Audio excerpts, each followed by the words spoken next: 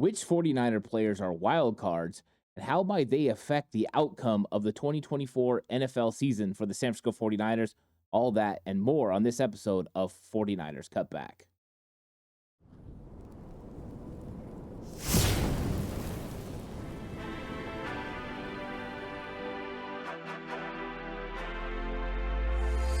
From the alley-oops at Kezar to the glory days at the stick. From who's got it better than us to brick by brick. It's always the 49ers way, from off-season to game day. Yeah, we talk back. It's the 49ers Cutback.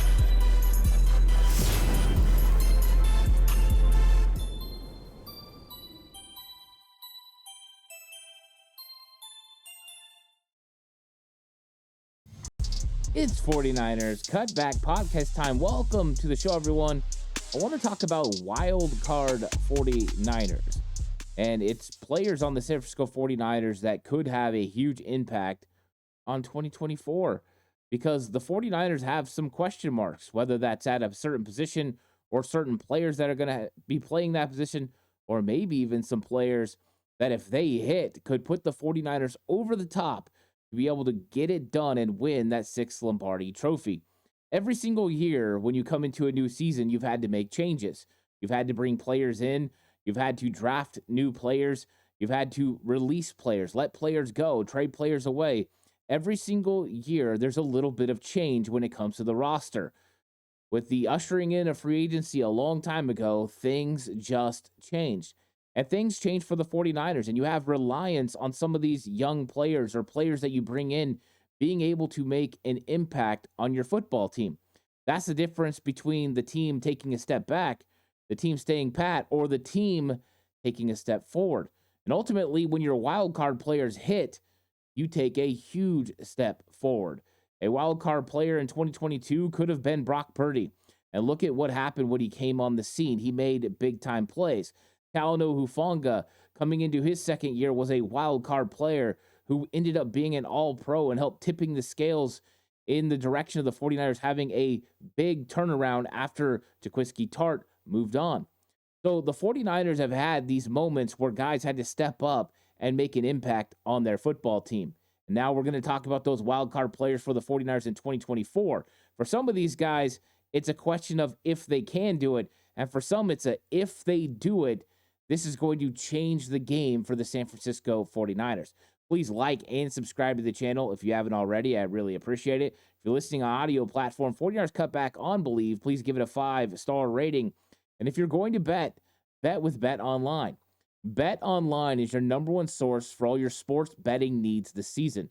From baseball, golf, soccer, right to all the top fights in UFC, MMA, and boxing. Every stat, every matchup, and even live odds and spreads while the games are being played.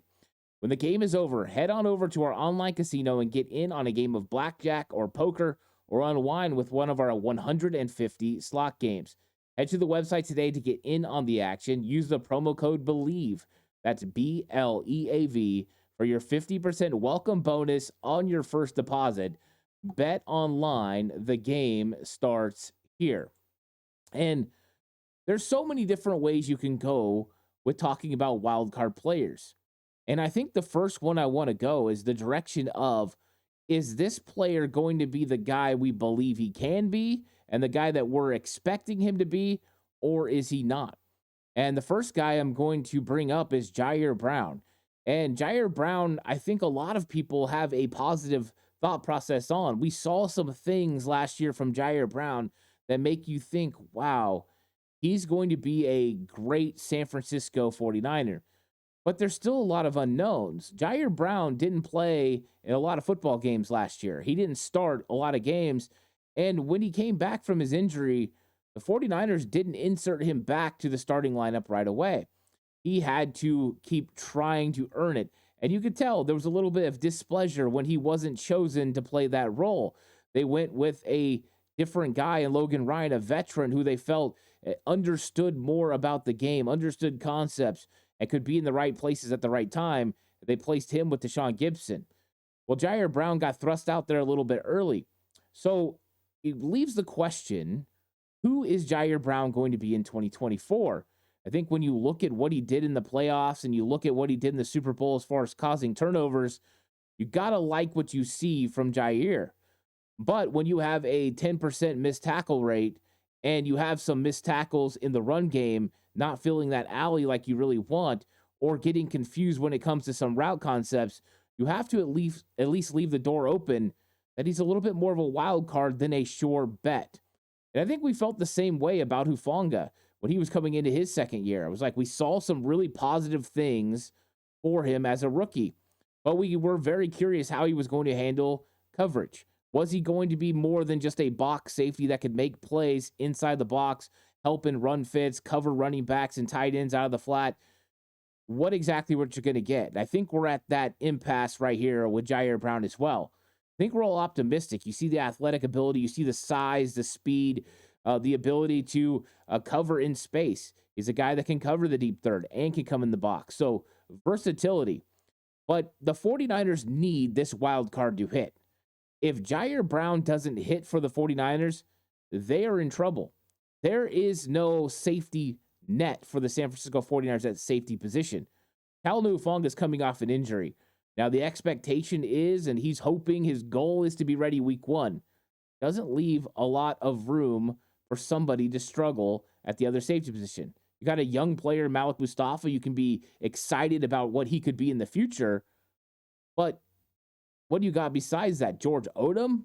George Odom has been a career special teams guy, and they're talking him up, which I love. I hope he can make an impact on this team if he's asked to play defense, but you can't count on that. Taylor Hawkins, you know, if you've been on the channel for a while, he's one of my favorite guys since he came as an undrafted free agent out of San Diego State. But Taylor Hawkins is not a starting caliber safety in the NFL. You're hoping Ji'Ayir Brown's going to be. So Ji'Ayir Brown has to open the door and make this happen. He has to become the player that everyone expects him to be. The 49ers need him to be on the right track. But he's a wild card because you just don't know for sure what you're going to get from Ji'Ayir Brown. I hear it from different fans all the time. There are some that think Ji'Ayir Brown's going to be the next big star in the NFL, and there's others that think he's going to struggle compared to what he did last year. Whenever that happens, you know it's a wild card player, and I think Ji'Ayir is. Now, I think we can all be optimistic from what we saw his transition and how he learned last year that he can be a good player in this league. And I think the fact that it looked like he figured out the speed of the game is going to be very important.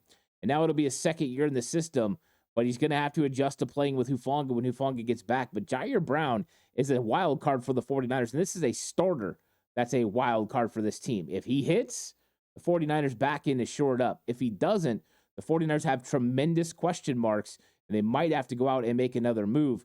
They're going to know in training camp, but I think Ji'Ayir Brown is going to have to prove that he can be the right side of this and not the wrong side of it. The next guy that I'm going to have on the list, and we've been talking about him a little bit because Fred Warner had some very nice comments about D. Winters. But let's be honest, D. Winters is an absolute wild card. And once again, a guy that's going to potentially step into the starting lineup and play next to Fred Warner and Devondre Campbell. And we don't know what we're going to get. Talk about limited snaps. We talked about a limited opportunities and limited looks at Ji'Ayir Brown.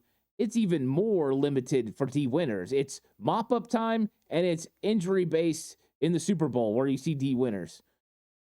He's got all the athleticism in the world. He's tremendously athletic. He's fast. He can go sideline to sideline. He's got tremendous instincts. But we didn't see that last year at training camp. I was at training camp most of the days, and I watched him, and Jalen Graham definitely outplayed him during training camp. Now, all the reports are that D. Winters stepped up and overtook Jalen Graham during practices during the season, and I think the fact he came in before Graham in a lot of situations shows that he did that. Optimism there.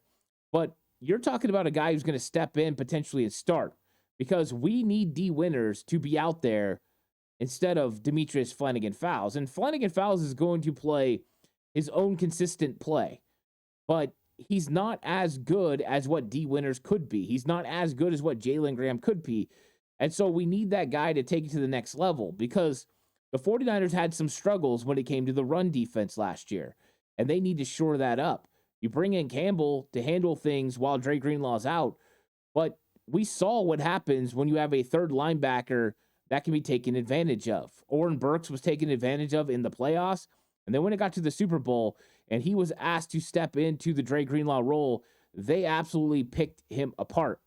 And so you need a guy that can step in and get it done. And just like Ji'Ayir Brown, if D. Winter steps in and is that wild card player that the 49ers are hoping he can be, then they're set, they're stout. And all of a sudden, this defense changes tremendously because now you're solid with your third linebacker. Now you're solid with your safety with Ji'Ayir Brown, and you're feeling like the middle part of that defense just got a whole lot better.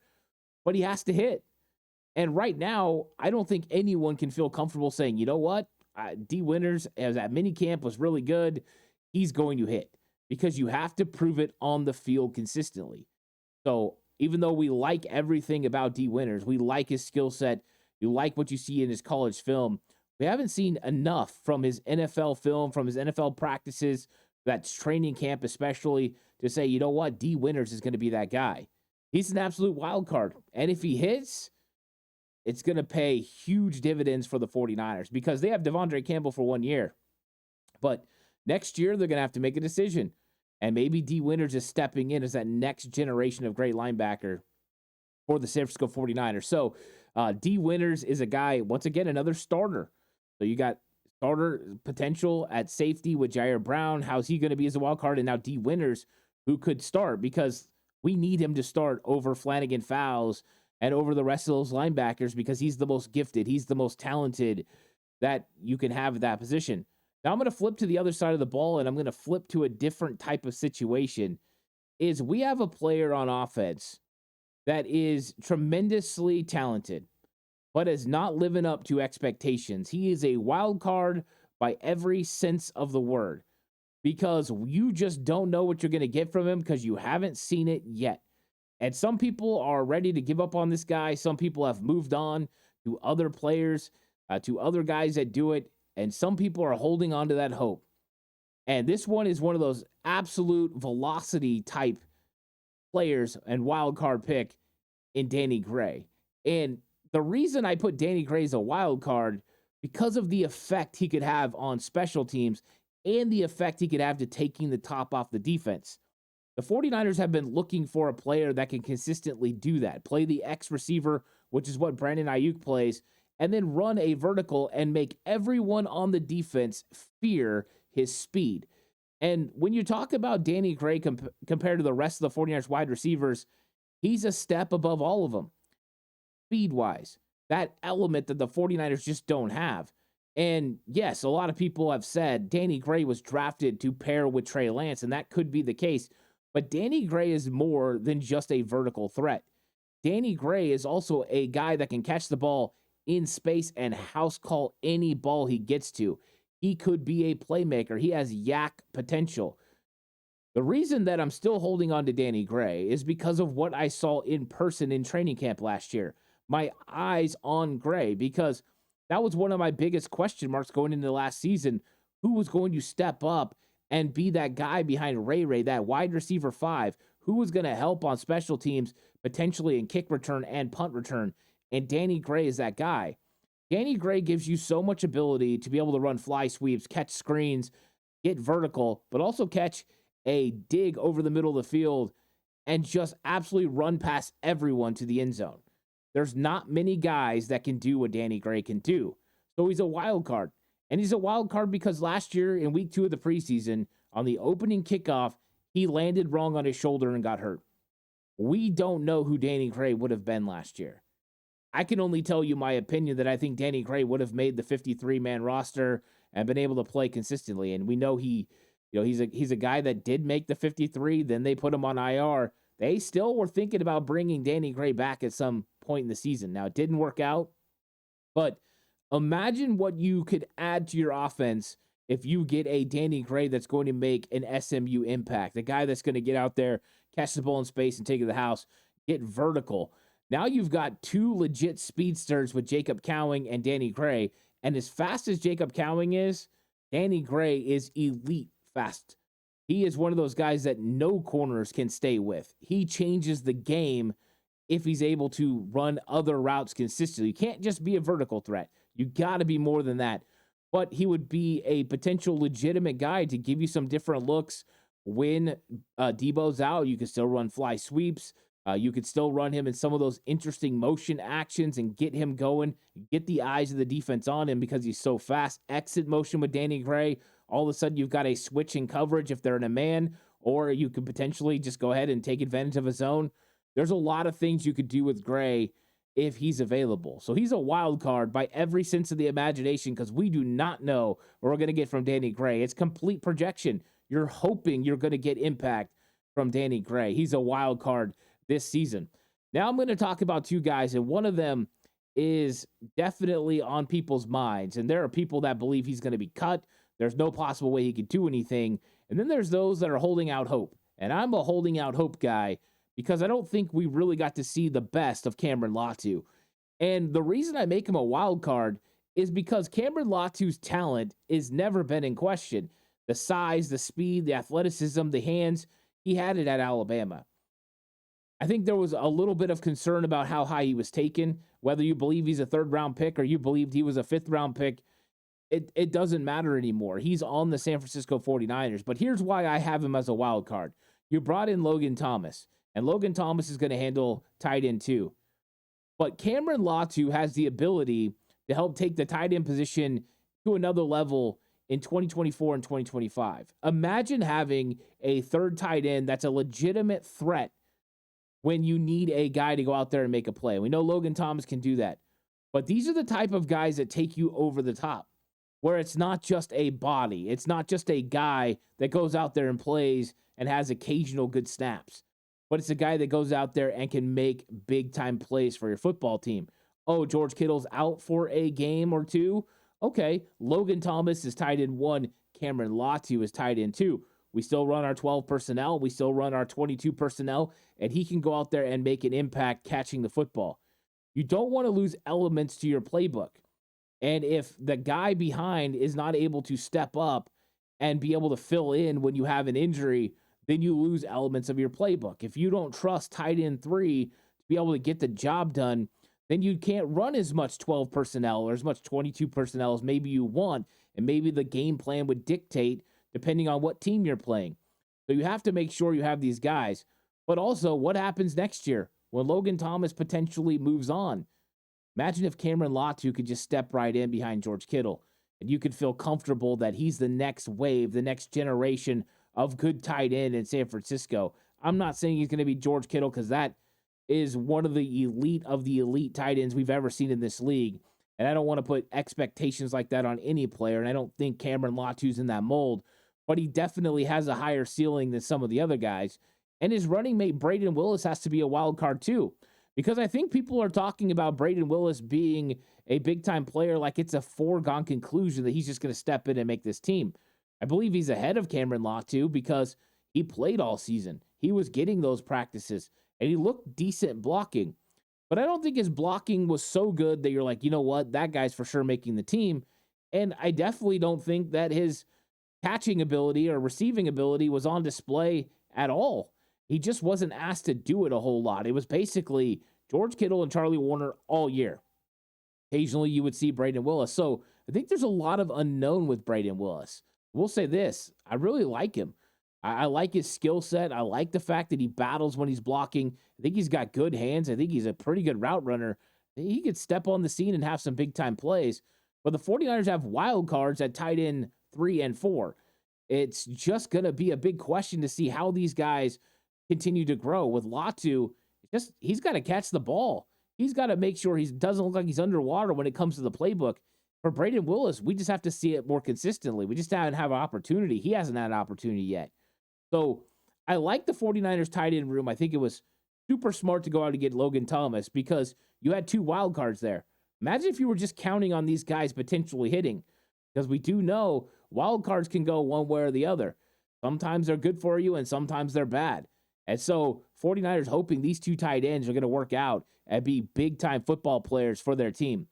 One of the biggest wild cards for this entire team, after listening to what Chris Foerster has said this offseason, has got to be who he considers the most talented interior offensive lineman on the team, Spencer Burford. And because of the Super Bowl, there's a lot of people that are way out on Spencer Burford. But go back and watch his rookie film. The rookie film showed some moments where you're like, wow, Spencer Burford, he's got some ability there. I mean, the dude's got some good snaps. Then you fast forward to his sophomore year, and you saw good snaps. You saw times where he just absolutely dominates. You saw times he did his job extremely well. And then, like Coach Chris Forster said, he just wasn't consistent. And that is something the 49ers are looking for at the position, is consistency. So who do they go with? John Feliciano. And, of course, Feliciano got his opportunity because of an injury to Spencer Burford. And he never looked back, because what is Feliciano? A consistent veteran. But you can't ignore Spencer Burford, because the truth is, and this is a truth that is just as clear as it can be, Spencer Burford at this point in his career is more athletic. He's more talented. He could be a better player. Could being the key. He could be better than Feliciano if he lives up to expectations. He has a higher ceiling. So for the 49ers, this is a wild card situation. Chris Forster's talking about putting Spencer Burford in competition with Dominic Pooney, the new draft pick. And I like Dominic Pooney. So you've got a situation where you've got Pooney, you've got Spencer Burford in the competition. Competition breeds the best you're going to get out of a football player. So Spencer Burford's chance is right now. And here's the thing. If you get Spencer Burford to play at the level that Spencer Burford is capable of playing, he will change this offensive line in a positive way.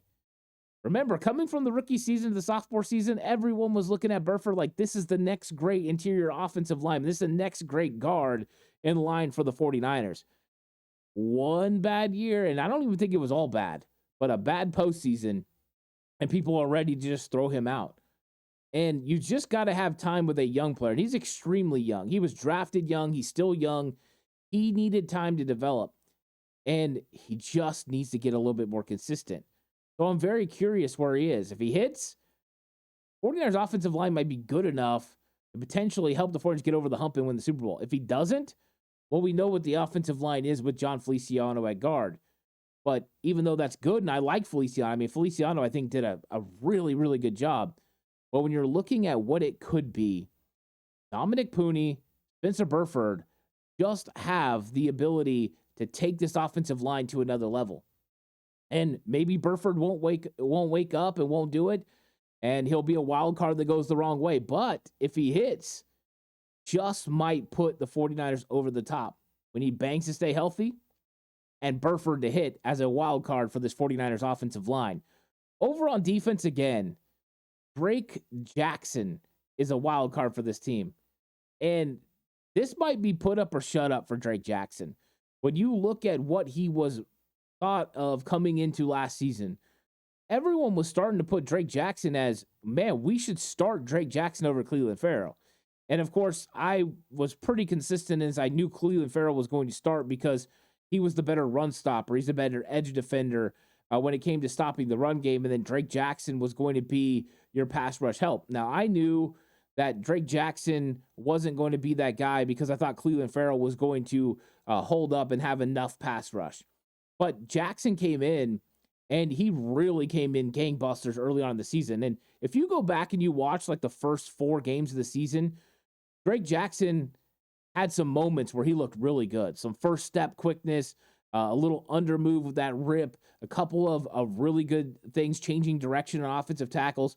There were some really good moves from Drake Jackson. And it's like, woo, that is what we're looking for.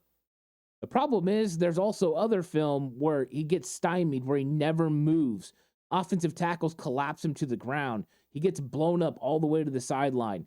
There are things like that you see, and you're like, ooh, and then you see good. So what are we going to get from Drake Jackson? He's an absolute wild card. We don't know what we're going to get from Drake Jackson. Are we going to get the guy that makes those big-time plays, or are we going to get the guy that absolutely gets handled? I think that's the question mark. If he hits, 49ers got themselves another extremely good edge rusher. You're looking at a team that is just absolutely loaded when it comes to defensive end. If he doesn't, well, then it's all going to fall onto Robert Beal. And Robert Beal only played 60 snaps last year. Not exactly the biggest sample size to see what he is, but all the hype coming into the season, GTFO, he's going to get off the ball, he's going to make plays in the backfield. And then we didn't quite get to see it. Every once in a while, you would see him out there and he would make a couple plays, but 49ers pretty much went with a 3-man rotation for most of the playoffs. Nick Bosa rarely came off the field. Chase Young rarely came off the field. And the only time they did was when Randy Gregory was going in. So I don't think we can say Robert Beal is a proven commodity. That's for sure.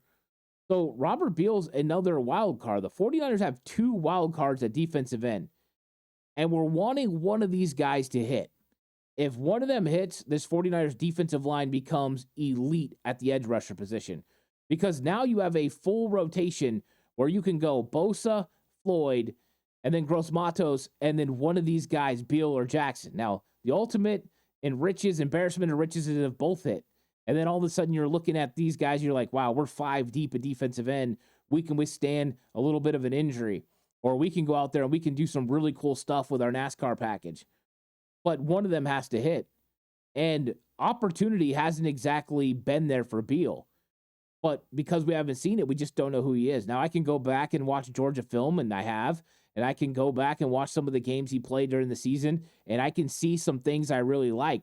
I think he's going to be better against the run than a lot of people think he's going to be. And I saw some first step quickness and some good hand placement, hand fighting, and he showed enough with his long arm to be able to get a push and drive people back. He's got a little bit of a bull rush, so the power speed combination was more so than I expected in his rookie year. So I'm optimistic. Same with Drake Jackson. I'm still optimistic, but I'm concerned because he had the injury. I don't know when he's going to be ready. I think there's a likelihood he might miss the entire training camp. Now, we'll see. Maybe he'll get out there. But those guys are wild cards if there were ever wild cards for this 49ers team, and they need one of them to hit. If they hit, you've got an opportunity for this defense to be one of the best defensive lines you've ever had. If they don't hit, you're 3 deep again, and you're missing somebody else. And there is a potential of a couple of guys being available. I'm going to have a video over on Patreon where I'm going to talk about some guys on the open market that could be available for the San Francisco 49ers that fit this scheme if something happens and Beal and Jackson aren't available and ready to make a big-time impact. And my last guy is in the secondary. And you'll notice I didn't talk about Ricky Pearsall or Jacob Cowing or Isaac Garendo or even Renardo Green because they're rookies. So we know they're all wild cards. We don't know exactly what they're going to be. I mainly try to keep it about guys who are second year or beyond that are coming in and looking to make a team where it's like, hey, what are these guys going to do for your team and how can they put you over the top? Because the truth is, if these wild cards hit, 49ers have got a really good chance to win the Super Bowl. Now, for some, you need them to hit. The winners, Ji'Ayir Brown, they need to hit for the 49ers to have a really good defense. For Drake Jackson, for Robert Beal Jr., they need to hit for the 49ers to put themselves over the top as far as defensively being able to put that pressure. Another position the 49ers need to hit, and I've talked a lot about Isaac Yedem. I'm not going to talk about him here. He's definitely a guy that could be considered a wild card, even though I think he's going to be a breakout player for the Niners. But how about Darrell Luter Jr.? Darrell Luter Jr. got so much hype last season. I was really surprised how much hype he got during the offseason after the draft for a 5th-round pick. People really liked his length. They liked his size. His college film was fun to watch. And he looked like a guy who was physical and that could come up and make plays, which we know the 49ers need at the position. But Luter Jr. carried so much hype that when he got hurt in rookie minicamp and wasn't available through training camp, you wondered if they were just saw he was completely raw and stashed him. But that wasn't the case because when we got into the regular season, they brought him off the PUP list and he was able to go out there and play on special teams. Now, he got no significant snaps playing cornerback. He played in a couple of blowouts, had some inconsistent play. But who exactly is Darrell Luter Jr.? I mean, how good is he going to be? I've heard some saying that they watched him at minicamp and he's the second best cornerback on the team, not named Charvarius Ward, which is insane to think because Deommodore Lenoir is obviously the second best cornerback on this team. And I would argue Isaac Yedem is better right now than Darrell Luter Jr. But let's say that Darrell Luter Jr. is that good. Talk about a wild card for your football team, a guy with 3 years of control that you can have step in. If he's playing that well, freedom and flexibility to potentially move on from one of your starting corners because you have Bernardo Green you're excited about. He's going to be a young rookie that's going to develop, but can you pay Jarvis Ward? Can you pay De'Amara Lenore? Can you pay them both? Well, if Darrell Luter Jr. is really going to be this guy, not only do you not have to worry about that right now, but you got a guy that can legitimately step in when De'Amara Lenore goes in and plays nickel. Imagine if Darrell Luter Jr. is that guy. Or let's say he's not ready initially, but you have an injury to Isaac Yedem, and now you've got a guy that can step in and Luter Jr. I think it's fascinating to think about these wild cards and how they might help the 49ers in 2024. It's inevitable that players go down for injury. Now, we're hoping that none of it is ever season ending and those players can come back, but the depth behind them have to hit. For the 49ers, in some cases, it needs to be the starters that hit. Ji'Ayir Brown, D. Winters have to hit for the 49ers to have a very solid defense. For others, it's about depth and what they could do with Drake Jackson and Robert Beal and how that would affect the entire defensive front and the defensive line rotation. For others, it's the type of player that would put you over the top, like Danny Gray with his elite skill set, or Cameron Latu changing the way the tight end position could be played, even in case there's an injury to George Kittle. So many guys with looking for an opportunity to hit. For some, they've never proved it. For some, they've showed us something. It's going to be a fun season. The 49ers have some wild cards that could be making an impact on their team in 2024. Let me know what you think about this episode, and let me know which players you put as wild cards, or some of these guys not wild cards. You know for sure they're going to make it. I'm curious to see what you say. Please like and subscribe to the channel if you haven't already. I appreciate that. If you're listening on audio platform, 49ers Cutback on Believe, of course, it's available on all audio platforms, Spotify, Apple Podcasts, Google Pods, wherever you listen. And then this episode is brought to you by Bet Online. The game starts here. So I really appreciate it. I'll catch you guys on the next one. Until then, stay safe. And remember, the right way is always the 49ers way.